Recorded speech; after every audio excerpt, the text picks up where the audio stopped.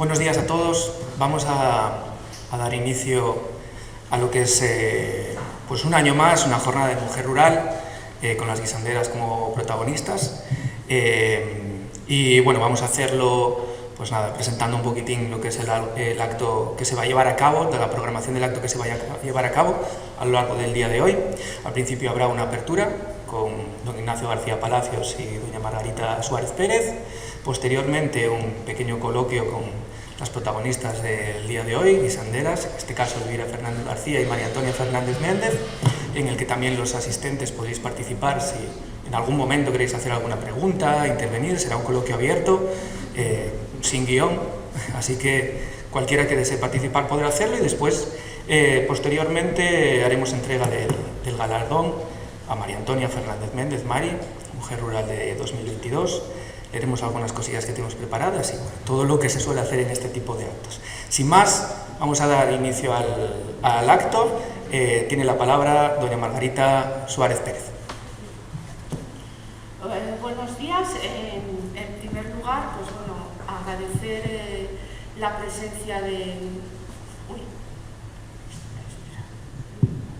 ¿me escucháis ahora? Sí, vale. Pues bueno, como os decía, agradecer la presencia y el tiempo que nuestro alcalde pues bueno, nos dedica en el día de hoy, y por supuesto agradecer la presencia de nuestras dos guisanderas, de Mari y de Viri. Y a todos y a todas, y espero que disfrutéis de esta jornada.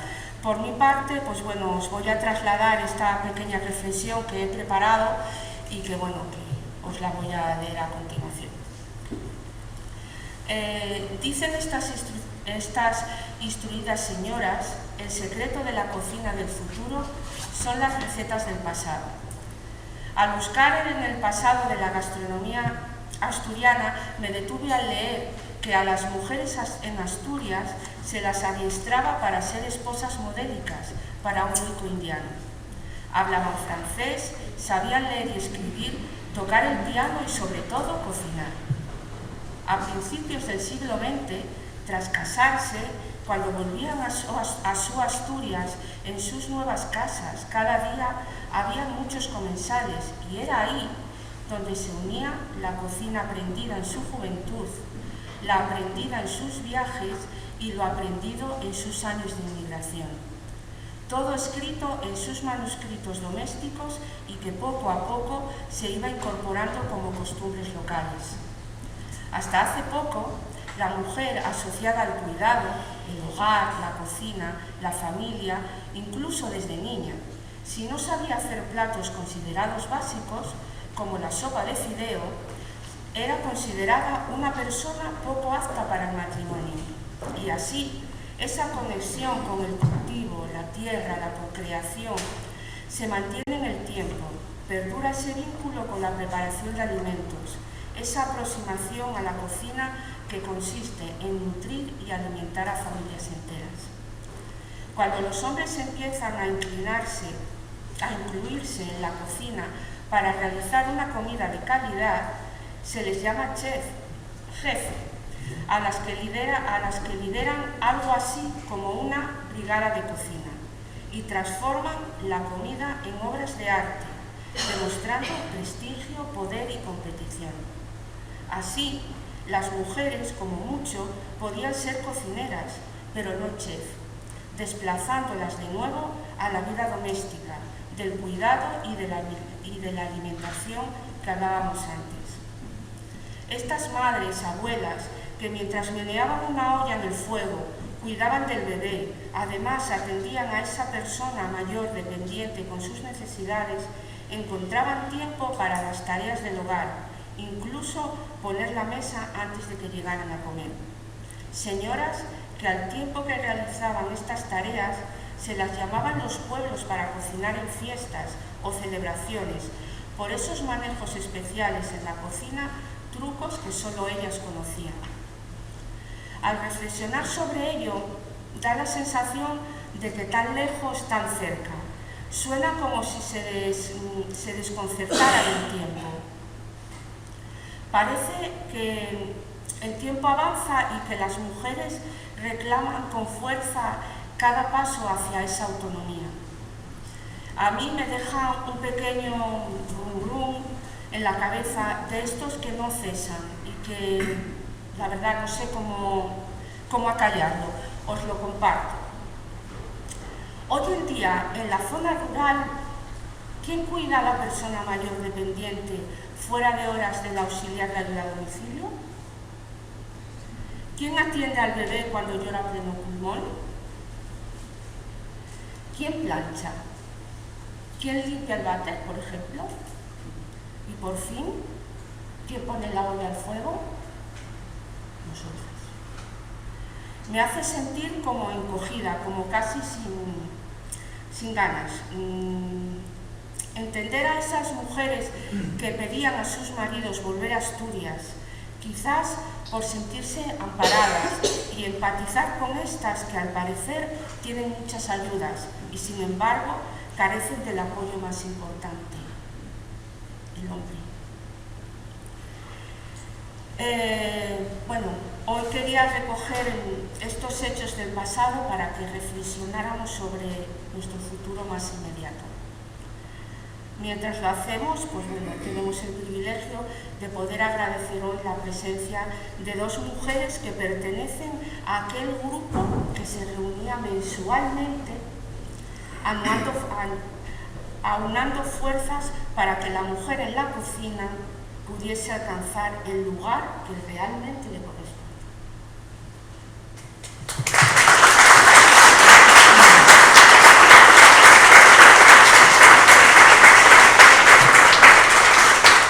Muchas gracias, Marga. Tiene la palabra don Ignacio García Palacios, alcalde del excelentísimo Ayuntamiento. Muy buenos días a todas y a todos. Y en primer lugar, sin duda, lo primero es daros a todos la bienvenida a este encuentro que hacemos en el Día de la Mujer Rural y que es un encuentro que todos los años lo hacemos con máximo interés y también con emoción, emocionados de los avances que supone hasta el momento la lucha de todas vosotras, de todas las mujeres, y es pequeño porque todavía queda mucho terreno por ganar, pero desde luego es un avance y eso debe de reconfortarnos y debe de alguna forma de ser un elemento de empuje, de ataque y de salir adelante, de seguir adelante, de trabajar todas y todos con mucho más ahínco todavía para conseguir las metas en que la mujer sea simplemente ni más ni menos igual que el hombre. En la zona rural, como bien decía antes Margarita, en la zona rural la mujer es doblemente invisible. Doblemente invisible porque en los ámbitos urbanos todavía la mujer tenía su, vamos a decir, presencia y demás, aún muy supeditada al varón, pero en la zona rural era doblemente invisible, primero porque estaba en una zona rural y segundo porque ahí no se le permitía la titularidad de la explotación ganadera, en fin, tenía una serie importantísima de trabas que le hacían que siempre fuera la que trabajaba, pero que no se notase que trabajaba. Si había que tomar alguna decisión, lo hacían los hombres. Los varones eran quienes realmente en la zona rural, en aquellas explotaciones de hace muy poco todavía, permitía o no permitía a la mujer que fuera al notario.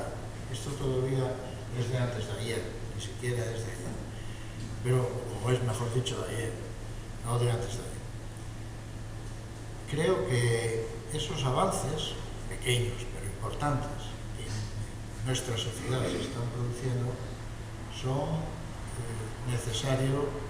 muy necesarios de poner encima de la mesa para no descorazonarse, porque todavía la sociedad en que vivimos es enormemente machista, todavía, hoy, a día de hoy, no hablando de nuestras abuelas, no, hoy todavía es tremendamente machista y así realmente sucede que estas luchas reivindicativas del feminismo generen todos los rechazos que generan desde el punto de vista de algunas ideologías que colean todavía con mucha fuerza. A las mujeres les asignaba un papel no de personas productivas, sino que las ponían como personas reproductivas, eran las que reproducían la especie, en fin, una palabra, pero que estaban ocultas, como comentaban, las que realmente en la casa hacían, en zonas naturales me refiero especialmente, toda la labor de la casa para que todo funcionara, para poner hasta el mantel, como decía, y la mesa, como es seguro que recordáis, pero también hacían las labores agrícolas, también ganaderas, sin ningún tipo de limitación, que lo único que en muchísimas ocasiones, mientras el varón iba al bar del pueblo a tomarse unas sidras o en la zona centro y aquí, bueno,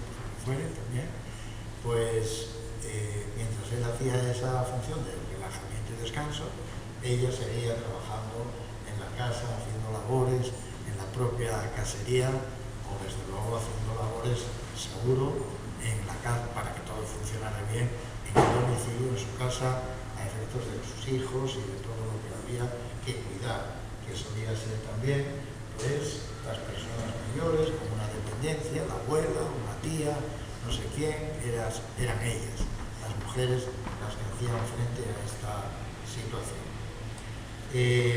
Creo que, como bien decía Marga antes, es bastante ejemplarizante este tema trasladado a lo que hoy vamos a llamar celebramos con especial cariño. Y es que las mujeres en las cocinas eran las que trabajaban. En muchísimas ocasiones las que auténticamente sacaban adelante aquella casa de comidas o aquel restaurante, lo que fuere. Y sin embargo, en la cocina de quien se hablaba era el chef. Como dice Marga, no se hablaba de las auténticas trabajadoras grandes. Yo creo que hoy este premio que se da, este premio que queremos en este acto institucional recalcar y vamos a decir destacar en el ámbito social, es de aquellas mujeres que estaban en la cocina y que realmente eran claves importantes en el desarrollo de la cultura gastronómica de nuestra región, pero además de todo eso eran claves en el desarrollo de toda una serie de negocios que existían y existen y que no están reconocidas. Yo creo que ahí rompemos una lanza con esta denominación o esta distinción como algo destacable el de las guisanderas. Guisanderas que han tenido mucho que escalar para llegar a un respeto social. Y guisanderas como Miri, que realmente desde el punto de vista de su inquietud, de su trabajo, pero también de su tesón, ha conseguido que pasaran a Primera División o a Champions League. No sé exactamente dónde están ahora, para mí en Champions League seguro, pero han conseguido eso y han conseguido que su trabajo, tanto actual como el pasado, esté puesto de relieve para toda la sociedad, que no quede en el olvido, que no quede en definitiva olvidado, ¿no? Y de la misma manera me parece en este sentido que Mari, a la que acompañé cuando entró en la orden de las guisanderas, por decirlo así, en Soto del Barco, en Muros de Nalón, exactamente era. Ahí en Muros de Nalón la hicieron miembro del grupo de guisanderas que Mari, todos la conocemos, en Navia, y disfrutamos de su elaborada gastronomía y de su maestría en la cocina. Y no lo digo por hacerle la pelota ni por nada, pero sí es una verdad total y completa, y que al distinguirla o al entrar en ese grupo de guisanderas, yo creo que se quedó distinguida también desde el otro punto de vista del conjunto de la sociedad y por tanto del reconocimiento de su tarea, de su labor. Las mujeres en el ámbito rural sois, como en toda la sociedad, un pilar clave, una base sobre la que se edifica una sociedad. Pero en la zona rural el despoblamiento es indudablemente algo que está azotando de manera rotunda las características de nuestra sociedad. Y no hay manera de combatir o de buscar solución a este despoblamiento por los sistemas que se quieran, que no pasen porque las mujeres estén ahí, porque las mujeres se fijen en el territorio, porque son ellas las que realmente fijan la población de ese territorio. Y han emigrado muchísimas, porcentajes pues, importantísimos durante todas estas últimas décadas, buscando una solución mejor en el ámbito urbano. Nuestro interés, nuestro auténtico trabajo debe de ser en hacer que las mujeres en las zonas rurales se sientan completamente confortables, se sientan respetadas y se sientan, digamos, con ese arrope que le da una sociedad justa en la que la igualdad entre hombres y mujeres sea real, sea auténtica y no sea solo un eslogan. Muchísimas gracias a todos.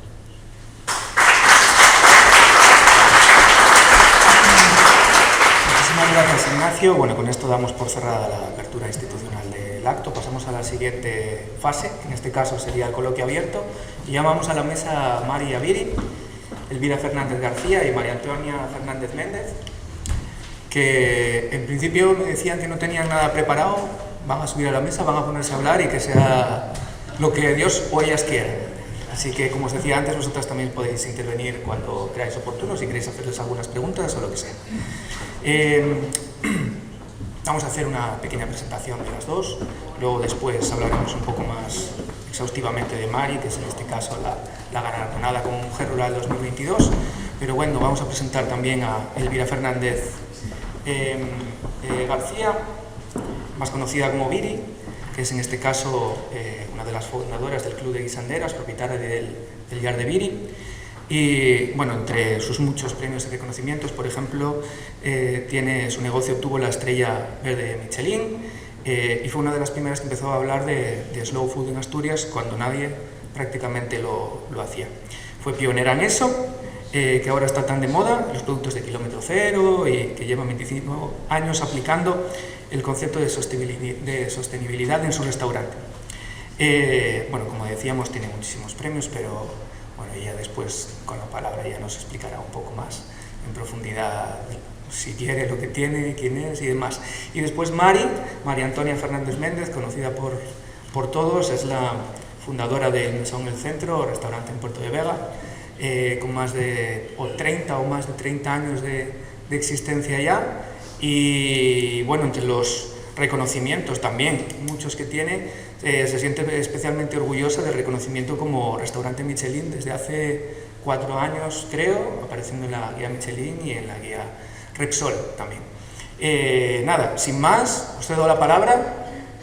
Vosotras mandáis aquí, tenéis 40 minutos más o menos para hablar y para poder conversar con el público también. Así que nada, podéis decir lo que queráis. Hola, buenos días.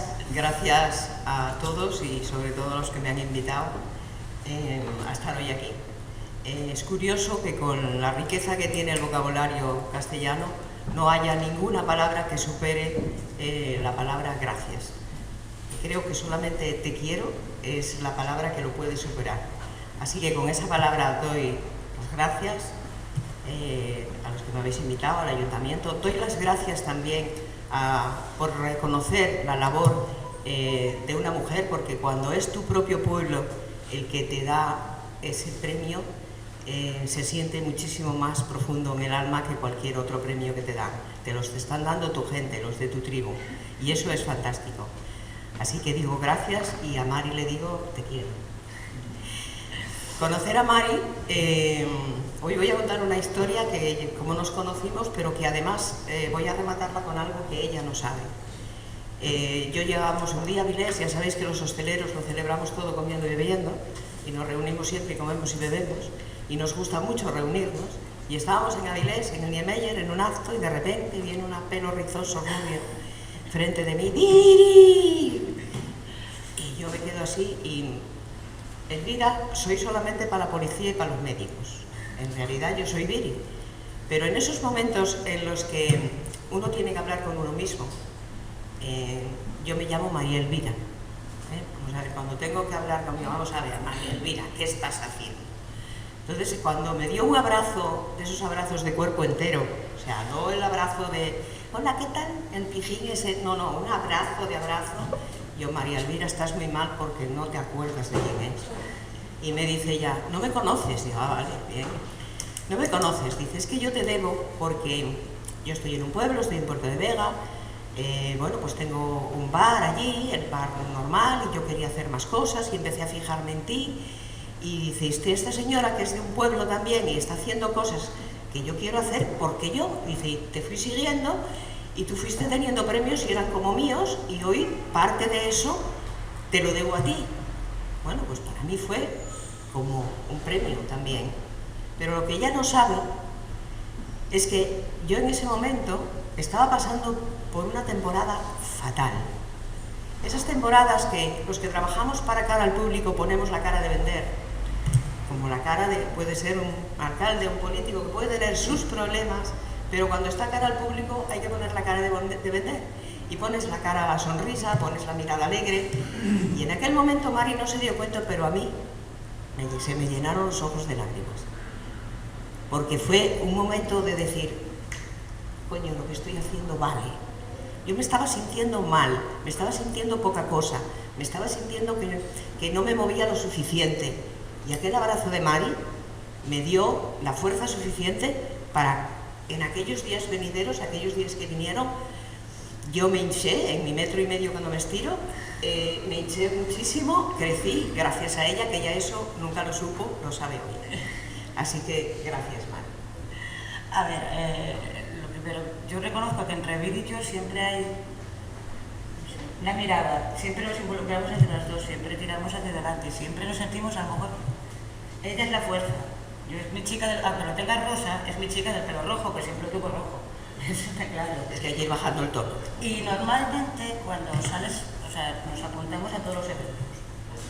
Viri va ella, yo siempre voy con mi marido y vamos, Viri y yo, la buena de casa Blasmino, o sea, nos las contamos con la mano, un evento de 100 personas, 99, 95 son hombres, estamos las 5 guerreras, más o menos, siempre las mismas. Entonces, yo reconozco que siempre nos apoyamos y al final siempre nos sentimos muy bien por eso, porque nos sentimos, decías, a ver, ¿por qué no vienen más mujeres? ¿Por qué no están más mujeres? Pero nosotros valíamos, o sea, ocupábamos mucho espacio. Es que eso voy a hablar porque, vamos a ver, yo soy de las que procuran ver siempre el vaso lleno o medio lleno. Y cuando empezaron a salir la historia de guisanderas, yo indagué qué era una guisandera y cada día me fui asombrando más. Porque sí es cierto, estoy de acuerdo, aunque voy a decir alguna cosa que no va a gustar mucho, sí voy a decir que las mujeres tenían el rol del cuidado y era la época en la que había que hacer aquello. Y era cierto que las mujeres no eran chefs, era cierto que las mujeres había que trabajar en la huerta igual que en la casa. Los hombres también trabajaban en los trabajos más brutos, porque no necesariamente el que la mujer trabajase significaba que el hombre no lo hiciese. que sí tenía la opción de ir al bar a tomar una sidra y la mujer no, pero a lo mejor la mujer iba a casa de una vecina, porque entre las mujeres de aquella época había una unión, había una cadena, que yo quiero que quede aquí la semilla de que tenemos que seguir haciendo lo mismo, esa unión entre mujeres de ayuda, de generosidad para dar y de valentía para pedir, porque muchas veces no nos ayuda nadie sencillamente porque no lo hemos pedido. Y la gente no puede saber si necesitamos o no.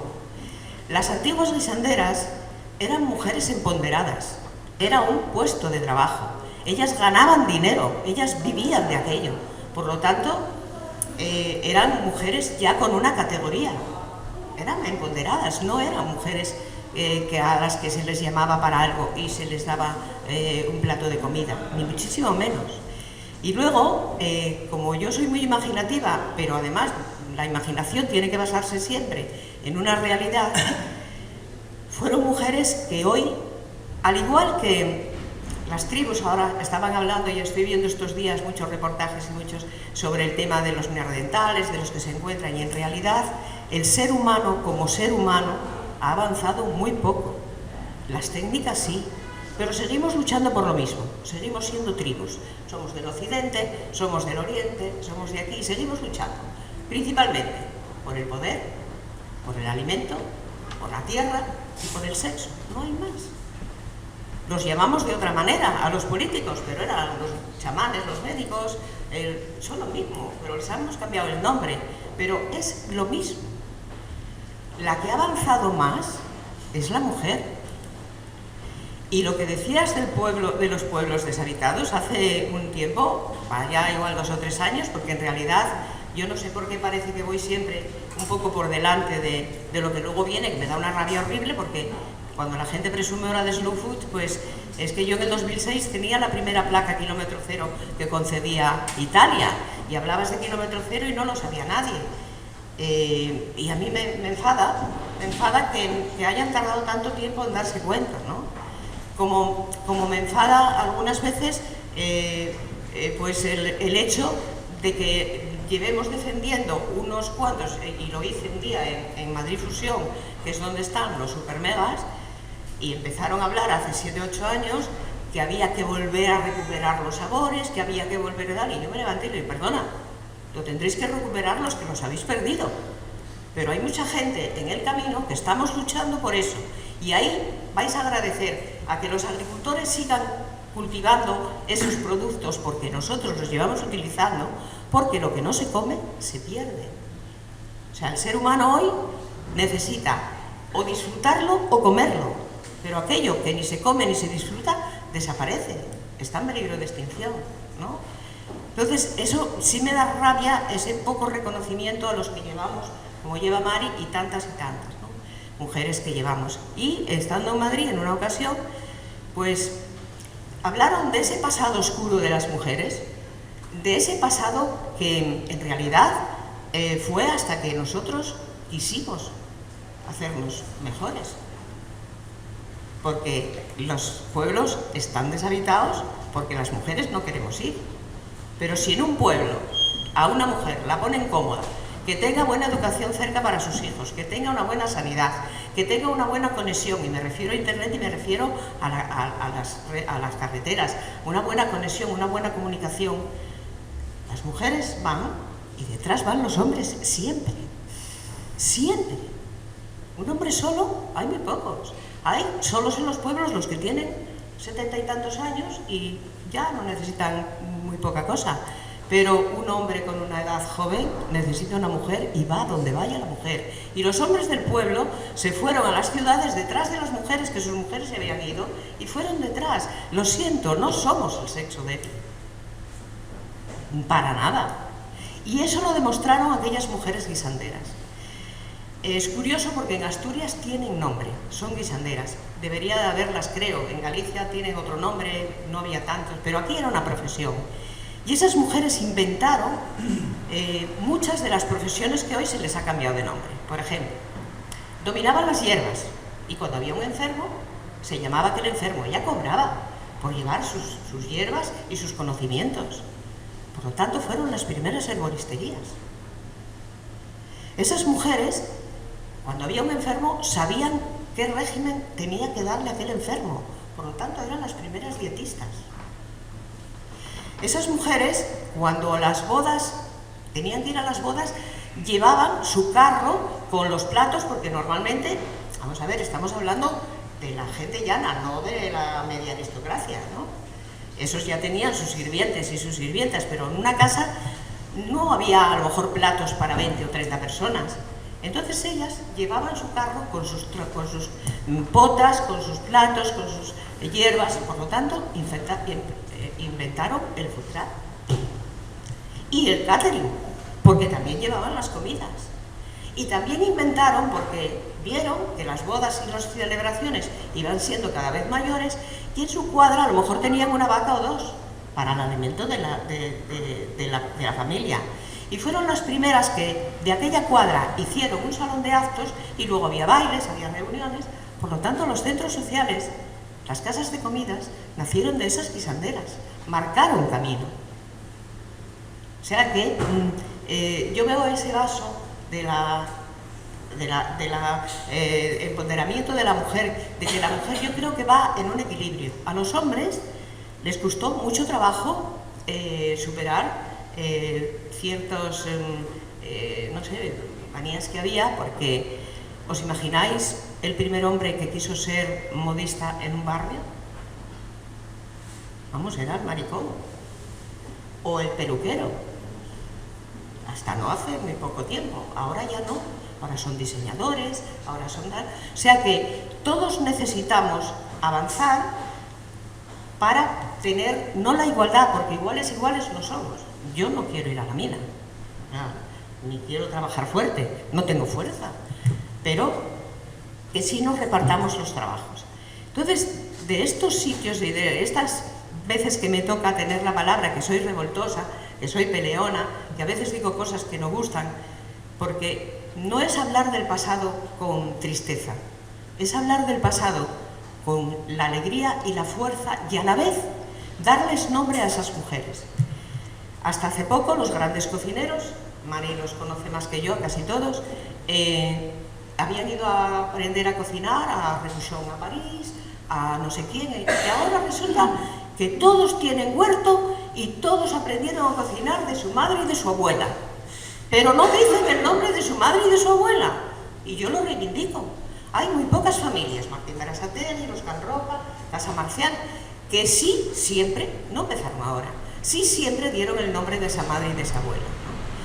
Y ya, para darle el chiste final, que es lo que algunas veces no les gusta a los hombres, las mujeres trabajaban, somos más responsables, tenemos otra capacidad, tenemos la capacidad de la maternidad. No es que la maternidad nos haga mejores, es que la naturaleza impone en nuestros genes la responsabilidad. Y el hombre es el machito que va a otro ritmo distinto, ¿no? Entonces, ¿qué pasaba en aquellas casas de comida y aquellos restaurantes donde estaba trabajando una mujer y era la que se quedaba? Porque cuando había... estoy hablando ya, está caliente. Sí, eso no es una aspiradora, es un ascensor, lo que se escucha. Creí que ya me estaban diciendo que te está poniendo. A la hora de meterse con los machitos ya... Entonces pasa una cosa, miremos con realidad la época. Yo el año pasado estuve en Honduras en un proyecto de colaboración que llevamos haciendo con Europa, no es una ONG, y es empoderamiento de la mujer, y era el 10º año, se cerraba un ciclo y me invitaron a ir a inaugurar una escuela de cocina para mujeres. Y cuando ellas me preguntaban, ¿nos ves muy atrasadas? ¿Nos ves? Yo, mira, os veo como hace 50 años en España, ni más ni menos. Por lo tanto, tenéis un camino que podéis continuar.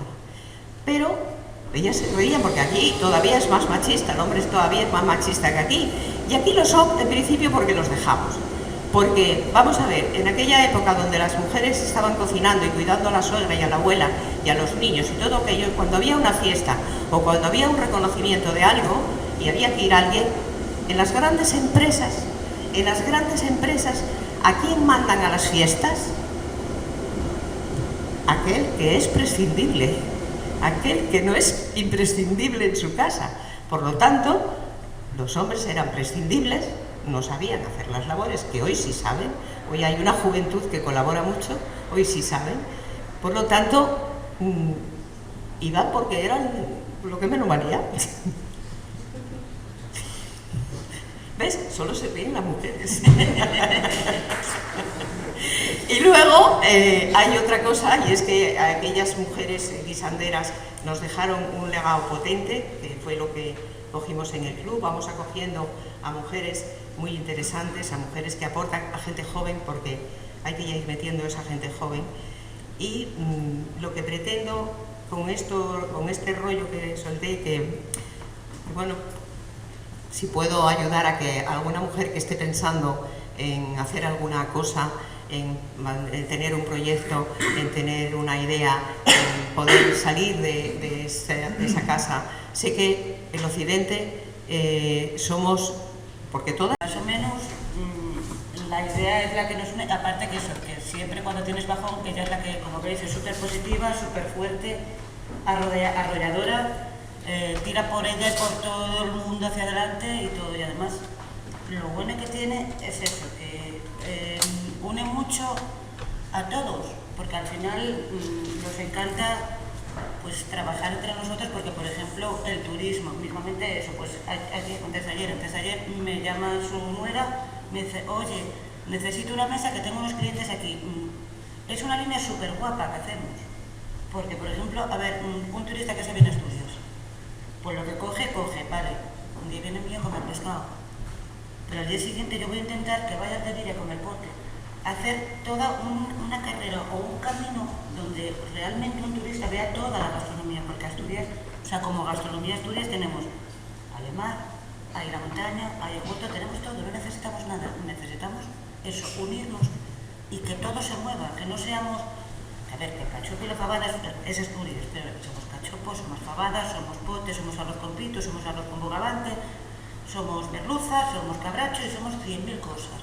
Intentar que todo eso, unirlo entre todos y que mover esa gastronomía para que esa gastronomía se vaya, eso, un día aquí, otro día pues a Boal a comer un chuletón, otro día que nos movamos todos y que todos nos unamos para hacer eso, una gastronomía que no sea, que ya eso, la del Oriente, la que fue en el Oriente, la masificada, donde tenemos la oportunidad hasta ahora que está llegando con la autovía, porque la autovía a mí me hace mucha gracia, porque cuando dicen, bueno, ¿y el turismo cómo lo he visto aumentar? Yo según sigo aumentando la autovía.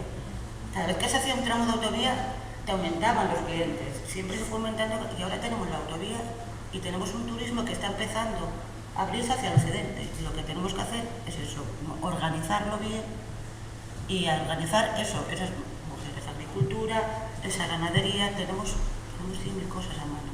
Y poder enseñar, ese momento eso, de poder enseñar a que sabe el producto que llevamos toda la vida vendiendo. Que llevamos vendiendo eso, pues un tomate que sabe realmente tomate, que no lleva 2 meses en una cámara, una merluza que es de aquí al lado, un bogavante, como yo les digo, un bogavante azul que es del Cantábrico, unas fabas que son de aquí al lado, que es nuestra. Por ejemplo, la fabada es típica del Oriente, pero la mayoría de fabas se las compran aquí en el Occidente. Bueno, las verdinas son típicas del Oriente.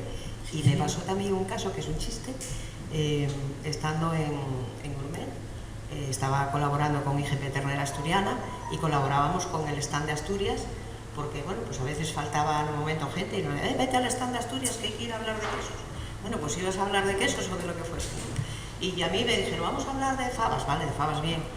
Oye, tengo el premio a la mejor faba del mundo, de fabadas, vaya, si hablo yo, algo impongo. No, y vamos a hablar de las verdinas. Y mira, no me preguntes, yo verdinas no. Y como los periodistas y la gente que lo que quiere es pillarte en ese renuncio, me preguntó, bueno, a preguntarle, Miri, ¿qué opinas de las verdinas? Y yo, bueno, las verdinas en el Yarno las ponemos, o sea que creo que mejor este otro cocinero habla de ellas y tal y cual. Bien. Y a la segunda pregunta vuelve otra vez. Bueno, Miri, ¿tú con qué pones las verdinas? Acabo de decirte. Yo siempre doy 3 oportunidades a todo, en la vida, siempre, con calma. Mira, acabo de decirte que no, en el Yarno ponemos verdinas y tal. Y vuelve otra vez y me dice, bueno, Miri, y las verdinas están poniéndose de moda, ¿crees que tienen futuro? Y entonces, yo, mira, tienen futuro, pero vamos a ver, la riqueza que tiene Asturias, que es lo que decía María, gastronómicamente hablando, es que como estuvimos aislados completamente, los valles, no había medios de comunicación, la riqueza que tiene hoy es que cada valle tiene su cultura gastronómica, sus productos, lo tenemos todo. Entonces, déjanos que cada uno, entonces las fabas, las verdinas son del oriente, déjalas que se coman en el oriente, pero se producen en el occidente.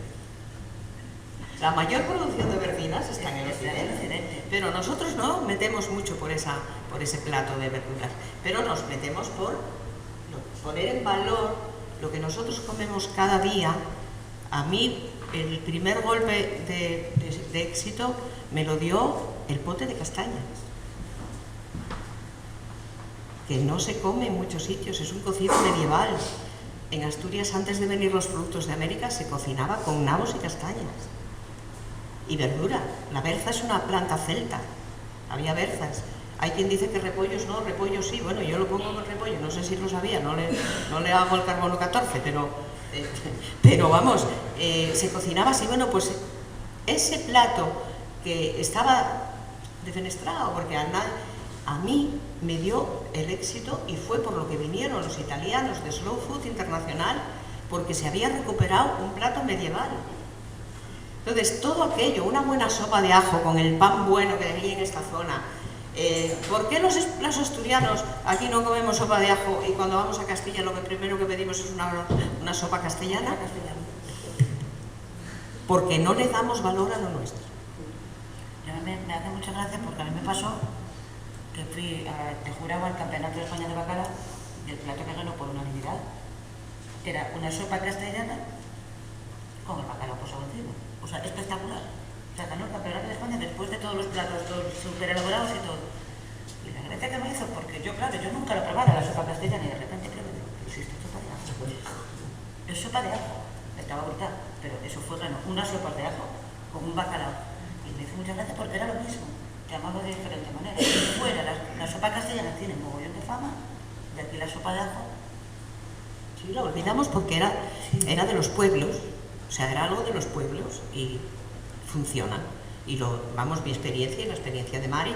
Mari tiene un tipo de cocina, el pescado ya requiere mucho más. Yo no, yo soy de guisos porque todavía no hace mucho estaba haciendo unas galletas que hacemos, las virilletas, y uno de mis hijos dice, venid, alguien tiene el teléfono, hay que sacar una foto, hay que sacar una foto. Una foto a mi madre, ¿no? ¿Qué está haciendo tu madre? Mi madre pesando. Porque todas mis recetas son de instinto. Son de instinto. Yo pruebo y sé lo que me pide. Que es lo que decían las antiguas cocineras y las madres y las abuelas cuando te dices, mamá, ¿ya esto que echaste? No sé, mira a ver lo que te pida. Yo digo que nunca podré ser repostera, porque yo soy cocinera de puñado, un puñado de esto y 2 puñados del otro. Normalmente, cuando me entra algo a cocinar, lo primero que le hago es, ¿me puedes enseñar las manos? Y normalmente te hace así, no, dale la vuelta. ¿Por qué? Digo, porque quiero ver el puñado que tienes. Para pedirle un puñado de esto, 2 puñados del otro. Entonces yo repostera nunca voy a ser, eso lo tengo claro. Porque trabajamos esa base de puñado. Mira, en otra charla de estas que como tengo, vamos a ver, yo de lo que conozco puedo hablar. Si me pedís que hable, aunque estoy viendo lo de los neandertales, pues eso, digo el nombre y me callo porque ya no quiero hablar más, porque no lo conozco lo suficiente. Pero hablar de gastronomía o de hostelería, no de recetas, a eso sí que me atrevo. Y cuando están, pues eso, en un momento determinado, hablan de las mujeres en ese tono de que ellos eran chefs y ellas eran cocineras o estaban en sus casas, y yo le digo, mira, sois chefs cuando empezasteis a ir a la escuela y empezasteis a aprender. La cocina no es más que un laboratorio químico, o sea, es un laboratorio químico. Coges un producto, otro producto, eches y sale este resultado. Por lo tanto, es un laboratorio químico.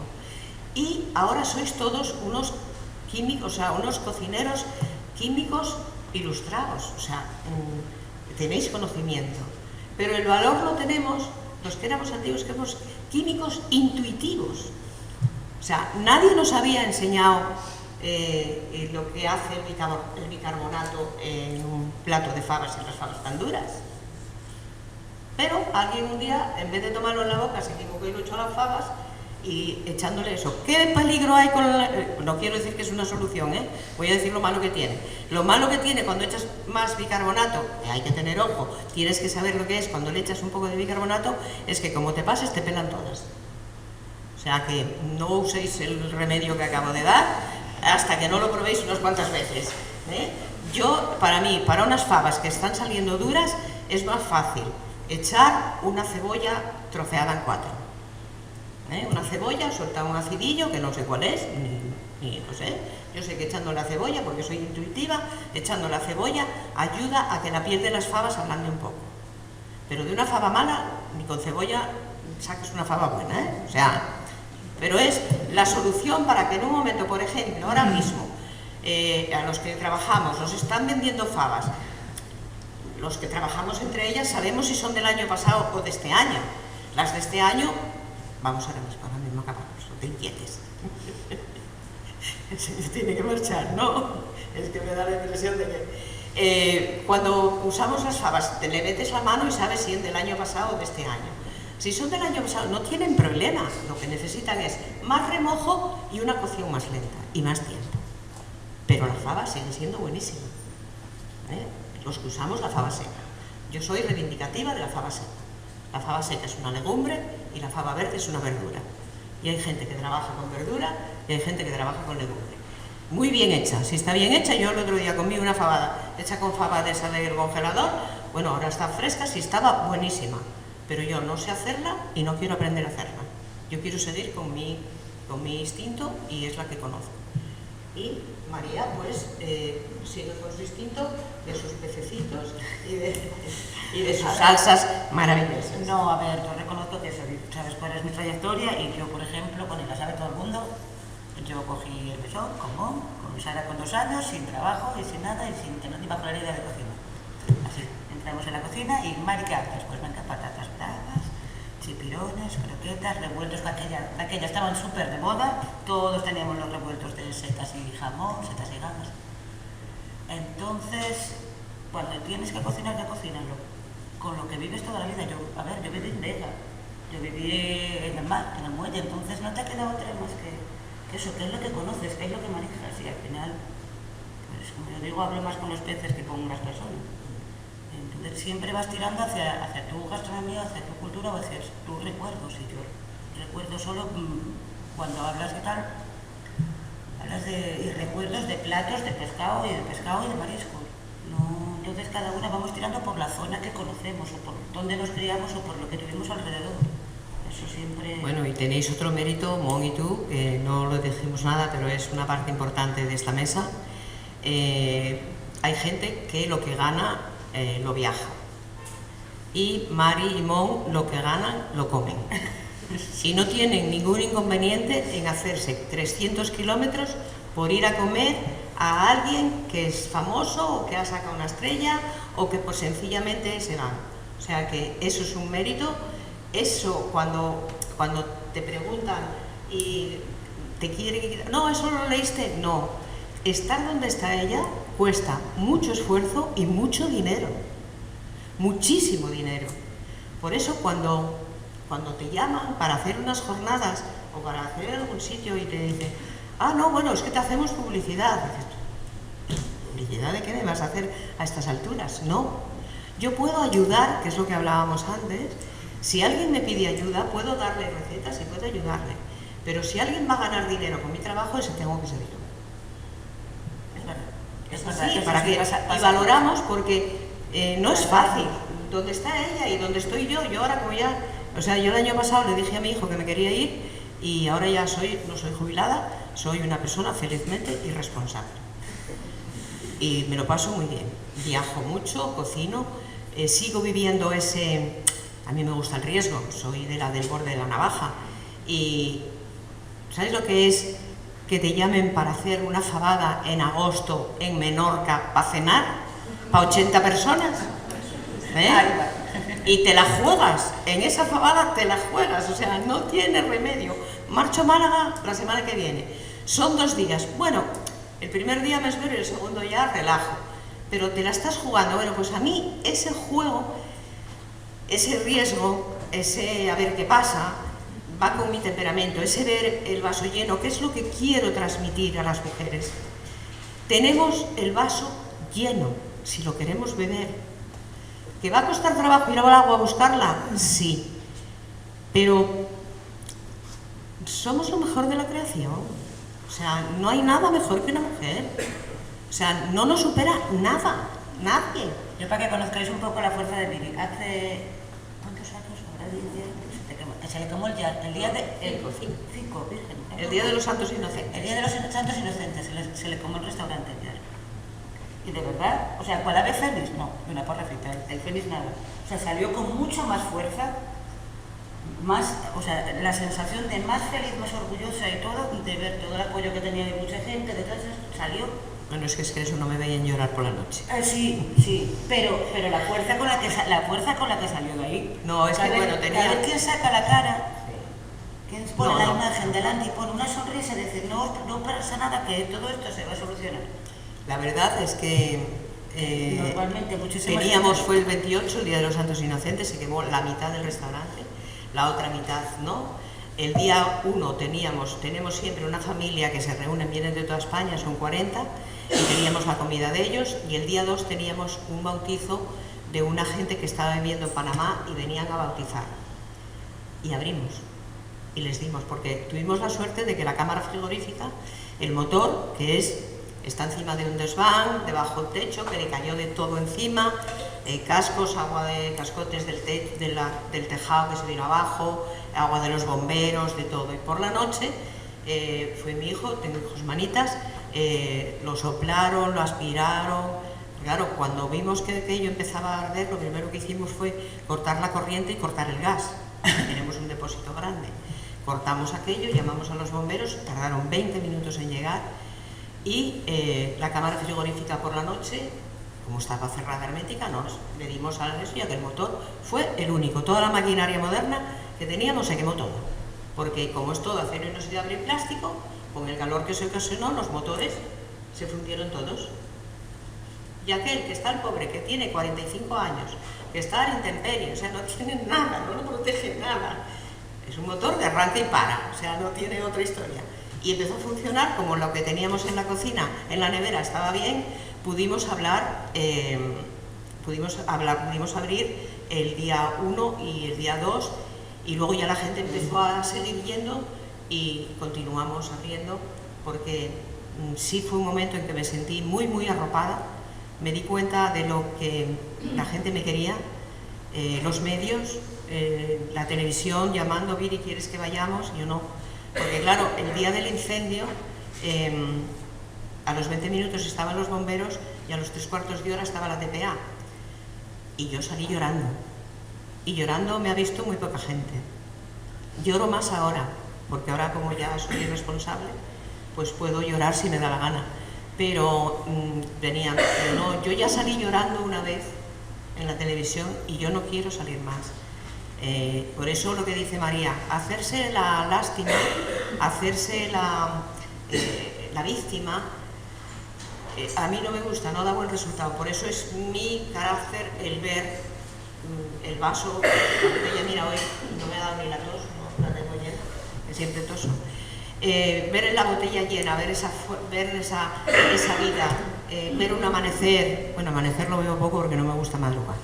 Pero atardecer sí, también pregúntame cómo es en la puesta de sol, y te da esa fuerza a la naturaleza. Voy a la huerta, trabajo la huerta, tengo las fresas. Es que somos parte de la naturaleza y del espacio, y el espacio es energía, y esa energía no tenemos más que cogerla.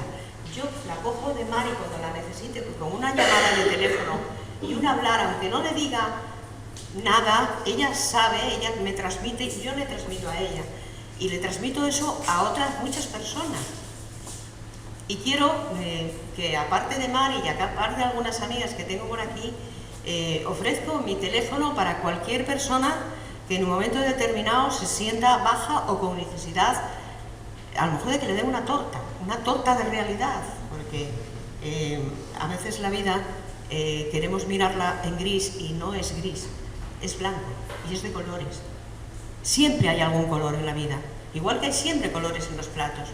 El pote de castañas, por ejemplo, que es uno de los quesos que más problemas me dio porque tiene una foto feísima.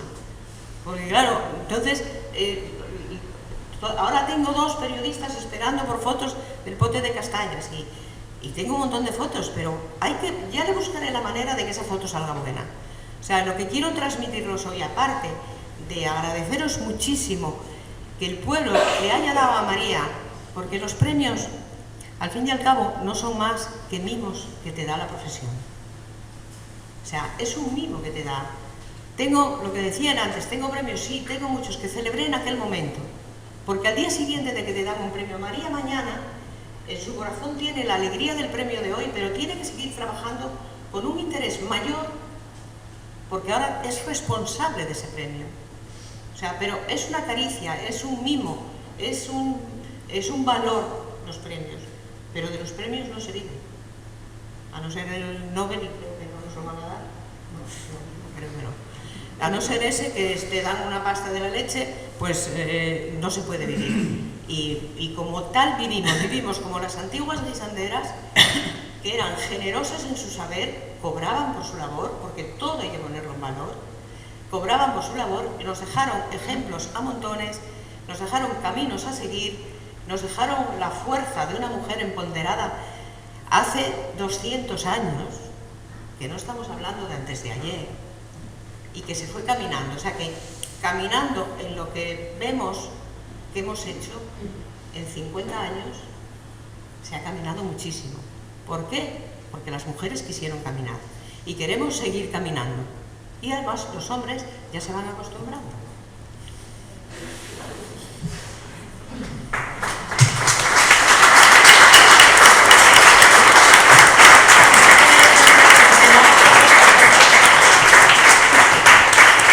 Quiero dejar que conste que llevo divorciada 28 años. Que cuando llegue a casa no me va a reñir nada. No, me decían antes que el tiempo que les dábamos que no les iba a llegar y ya casi pasó. Bueno, ¿ves? Es que me decían, ¿vas a traer a alguien contigo? Y yo, María y yo hablando, no necesitamos pasar 40 minutos a nada. No, damos fe. Pero me lo dijeron yo, a ver, quien me va a tapar todo, Marta me entiende que dijeron, yo vine, no pasa nada, que me va... Vamos, ella va a solventar todo, porque normalmente cuando salimos, yo cuando voy detrás de Viri, porque ella es la que suelta cuando yo no tengo que hablar. Ella... Pero siempre te doy un pie y luego... Me das un pie y vamos las dos de pareja. Exacto. Bueno, si alguien quiere preguntar algo, aunque vayamos un poco pasados de tiempo... No vamos todavía pasados de tiempo. ¿Ah, no? No. Vale. Hay tiempo. Pues sin problema, Mari, después de confesar hoy... Por lo fácil, que lo haces todo, porque lo haces todo muy fácil y es un obsequio para agradecer tu presencia. Pues muchísimas gracias, mi padre. También, concejal. Y bueno, en este caso ahora me tocó a mí. Me llamó Marta un día para preguntarme si me importaría hacer una pequeña entrevista o un escrito para presentar a Mari. Yo encantado de la vida. Una pequeña no corre que te tuvo 3 horas, ¿eh? Nada. No pude porque estaba todo el mundo llamándola por teléfono, venía un montón de gente a responder. Cualquiera que despierte en Puerto de Vega y se asome a la ventana, lo primero que verá, olerá y escuchará es el mar. La mar de los marineros, el Cantábrico, nuestro mar. Temido y admirado partes iguales, que curte personalidades como el más duro de los oficios. Aquí nació, reside y trabaja María Antonia Fernández Méndez, nuestra mujer rural 2022, Mari. Como Mari, la mujer rural asturiana es de mar, pero también de campo, también de montaña. Describir el mar ahora es un ejercicio aparentemente ridículo, pero para muchas mujeres asturianas el mar, la mar, hace unos años era un rincón por descubrir, incluso. Porque la mujer rural, ante todo y sobre todo, era de casa. No era de campo, no era de montaña, que también. Era de casa, y muchas de ellas no sabían a qué venía el mar, y por ejemplo, a qué sabían las palabras. Generaciones y generaciones de mujeres de casa, matrimonios de contrato y conveniencia, una mujer se iba de su casa de su marido en muchos casos, a patrias de pueblo y hogar, y así durante generaciones y generaciones, perdiéndose en la oscuridad de los tiempos y las habitaciones en recuerdo de todas ellas. Por todo ello, no está de más recordarlo, porque no hace tanto de esto Y si este reconocimiento que se hace hoy aquí tiene sentido, es por nuestro pasado. También el más reciente. De mar, de campo, de montaña y siempre de casa, la mujer rural fue, también y siempre, guisandera. Lo que me esperaba de Mari era que hubiese partido de la base común de cualquier guisandera al uso. Calor de hogar, abuela o madre guisandera, conocimientos ancestrales heredados a través de los fogones, nada más lejos de la realidad. Con un cigarrillo en la mano, un café en la mesa, el libro de reservas abierto de par en par, entre llamadas de clientes y visitas de proveedores constantes, Mari me espeta las bases de su relato con gestos rápidos y sin adornos, directa, sin aditivos ni edulcorantes, así es. No soy la generación de nadie, no trabajé con nadie, no estudié con nadie. Soy cocinera de huevos. Por sus huevos traduzco y omito lo siguiente.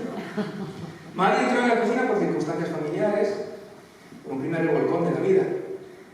Falta de empleo e ingreso de una niña de 2 años. O sea, aquí. Hay que hacer algo, por lo menos de momento, decidió Montello. Y de momento 30 años. El recuerdo que tengo de mi madre, continúa, era currar y las piernas moradas de cargar con muebles, que era negocio familiar. La cocina era subir toda apurada, hacer lo que podía y listo. Sin más. El romanticismo comienza cuando cojo el mesón. Ahí empiezo a cocinar por instinto, con el olor de mis recuerdos. Y a mí me huele el mar. Me huele las veces que me bañé en el muelle, me tiraron las olas en el azufre, el olor de la marea baja en esos días donde casi puedes tocar las nubes con las manos. Yo muy poético, ¿eh? 30 años atrás, sin experiencia ni conocimientos más allá de sus recuerdos, Mari comenzó a aportar algo diferente a la cocina tradicional. Sus inquietudes, su curiosidad, y con profundo cariño habla de sus primeros clientes, los fieles, los del pueblo, conejillos de indias y motores ingenios de lo que es. Aquellos que probaban sus platos antes que nadie, entraban por la puerta preguntando qué había de nuevo, los que la defendieron, la envalentonaron y la ayudaron a tirar abajo puertas que de otra manera nunca hubiese derribado. Además de hacerle cuadrar la caja, claro, porque una cosa es innovar y otra que la caja cuadra. Una valentía adquirida a base de cariño y unos números que la hacían respirar fueron el primer impulso a la hora de lanzarse a la innovación culinaria. Libros, cursos, masterclass y visitas a restaurantes para probar, saborear y disfrutar, a cocinar, se aprende comiendo, dice, fueron aportando a fuego lento un pozo de sabiduría que comenzó a reflejarse en su cocina. Pero para la explosión profesional definitiva aún necesitaba otro revolcón, otro zarandeo, de esos que nos encontramos en nuestro paso por la vida, que nos pone ante nosotros mismos y nos obliga a decidir qué somos realmente y qué queremos ser. Una hora o nunca, y Mari, junto con su familia, se decidió por el agua. Una concatenación de sinsabores durante demasiado tiempo hicieron que cambiásemos radicalmente el chip hace algo más de 10 años, dice. Decidimos que íbamos a hacer algo diferente, algo que nos llenase y con lo que disfrutásemos realmente. Íbamos a servir como a nosotros nos gustaba que lo hiciesen, a poner vinos diferentes y una cocina que nos gustase a nosotros, no simplemente el plato que sabemos que funciona y que tiene que dar. Nuestros platos sabrían a Cantábrico, lo mostrarían, tendrían su olor y su sabor, serían las olas mismas a romper contra los acantilados. Mari siempre habla en plural, siempre nosotros, siempre familia, porque sin ella reconoce que nada habría sido lo mismo. Sin todos ellos considera que nada de esto hubiese sido posible, algo que cuando empezó nunca hubiese imaginado que llegaría al lugar donde hoy se encuentra. Son un equipo a la hora de trabajar, vivir y ser. En la barra, Ramón, su marido. En la cocina, Sara, su hija. Ella fue, dice, la que me enseñó, por ejemplo, que la pasta nunca para cenar, reconoce. Sirviendo su yerno Oscar y el resto del equipo de absoluta confianza, tan de familia como la familia, y si no lo son, se hacen. Su familia no solo está presente dentro, también fuera. Los casi retablos catedralicios tallados y montados por su padre, que recubren la entrada del mesón, rodeados de placas, premios y distinciones de todo tipo, son un espectáculo que con el olor de la comida y el hambre de los comensales a buen seguro pasan desapercibidos para muchos. Nuestro objetivo, dice en resumen, sigue siendo enseñar a qué saber las cosas y hacer que el cliente disfrute del momento de comer, que se pare el tiempo y que en ese instante la comida sea lo más importante. Además, tenemos la suerte de estar en un entorno que aporta un pozo y una tradición gastronómica inconsciente que es un privilegio. Mari tiene mucha cuerda aún, pero tiene claro lo que le gustaría hacer cuando se retire y conociéndola muy probablemente, ¿verdad? En primer lugar, seguiré cocinando y estudiando. Y en mi casa, con tranquilidad, con la irresponsabilidad que decía Billy antes. Pero seguro que así será. Y en segundo lugar, me encantaría enseñar lo que sé, y sobre todo a los niños. Hacer talleres con ellos para que vayan aprendiendo a cocinar desde pequeños sería algo muy bonito y que me haría muy feliz. Mari es nuestra mujer rural 2022. Una guisandera proveniente de la madera, de la tierra y los geranios, conocida a sí misma, cocinada a sí misma y que habla, se muestra y reconoce a través de sus platos. Una guisandera que sabe amar, huele a salitre y nube baja y siente lo que hace con pasión y en familia. Por muchos años.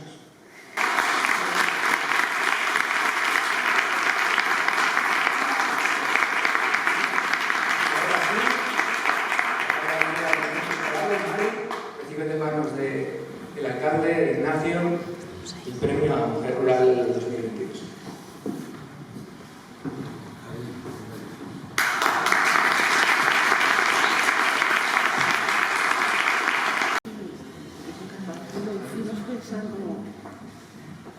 Ay, que estoy sin gafas, ¿eh? De conformidad con lo dispuesto en el Consejo Municipal de la Mujer y a petición de la y a posterior de la aprobación plenaria, por su perseverancia, esfuerzo y trayectoria profesional, lo que se traslada en unos platos que llegan a... ¿Quieres quitarlo de ahí? Las gafas. Muchísimas gracias a todos por hacerme sentir que, bueno, mi manera de ser, sé que soy un poco rara, un poco rebelde, un poco cartona, y por hacer que mi manera de ser, dentro de mi normalidad, sea normal. Si hay gente que, bueno, que no le parezca tan mal mi manera de comportarme, digamos, algo. Muchísimas gracias.